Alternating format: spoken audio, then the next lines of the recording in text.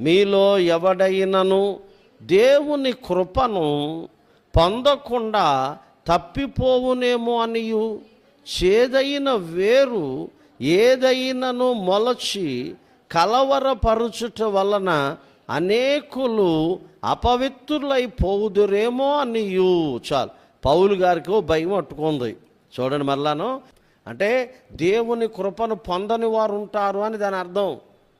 పౌలు గారు కొన్న భయం ఏంటంటే, పౌలు గారు కొన్న వేదన ఏంటంటే, రక్షించబడినటువంటి వారు, ప్రభువును తెలుసుకున్నటువంటి వారు దేవుని కృపను పొందకుండా పోతారేమోనన్న ఒక భయం.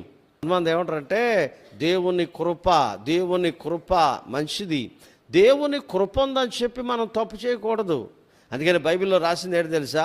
కొంతమంది దేవుని కృపనట చెప్పండి కామాతురతకు ఉపయోగించుకుంటున్నారట.